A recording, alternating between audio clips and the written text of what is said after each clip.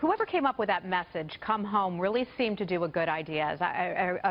Really seemed to be a smart idea, because as I was talking with voters in Wisconsin and elsewhere, they recited that. That message really seemed to resonate, despite some voters' concerns about Donald Trump. Well, I think it resonated for a couple of reasons. First of all, most Americans wanted change.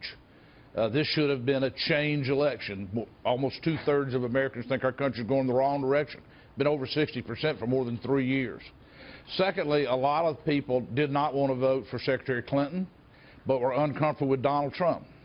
And then they decided that the combination of change, which they wanted, and a president of their own party overcame their reservations about Donald Trump. And you could see that as the numbers were moving in October, little by little. And then that last week, a little bit more, a little bit faster. The New York Times today wrote this: "What is amazing is how many times the news media has missed the populist movements that have been rocking national politics since at least 2008. It failed initially to see the rise of the Tea Party, which led to the Republican wave of elections in 2010 and 2014. And it was supposed to be the year of so-called Republican establishment regain control over its intra-party insurgency." How did so many people, pollsters, media, you name it, fail to see what was bubbling under the surface? Well, I think they saw the anger and the fear, the dissatisfaction, not only among Republicans, but remember, Bernie Sanders got 43% of the Democratic primary vote. So in both parties, there was a lot of dissatisfaction.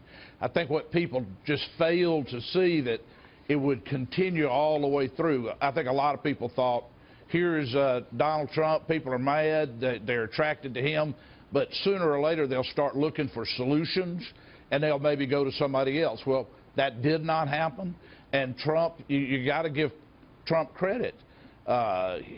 He stayed with what he thought would win and his people thought would win, and that was to go into the industrial Midwest and win back voters who had voted for Ronald Reagan, but certainly weren't Republicans, many of them, and those people stayed with him.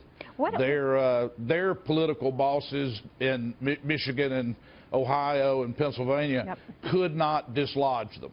Yeah, certainly. What happens to some of those never-Trumpers? You know, we had some radio talk show hosts that were the never-Trumpers. We have Ben Sasse, the senator from Nebraska, as well as Lindsey Graham, who, by the way, have congratulated Donald Trump today. But what happens to that entire movement? Well, I think Donald Trump wants to get things done. I think that's his first priority. He wants to make America great again, which means he wants to get things done. He does not want to be like Obama, who most of what he has done, particularly after the first 2 years, was done by executive order, which can be reversed by the new president with literally the stroke of a pen. So that means he wants Congress to pass things that will achieve what he wants: a better economy, more better paying jobs, safer streets. You know the message that he has. Yeah. But he's got to have Congress working with him. He's blessed Paul with Ryan today, the House Speaker, said that he would be happy to work with him, opened the door, and was very gracious himself, despite all the flaps that those two gentlemen have had. So we will certainly be watching that. Haley Barbour, former chairman of the RNC and governor of Mississippi. Haley, thank you. Thank you, Heather.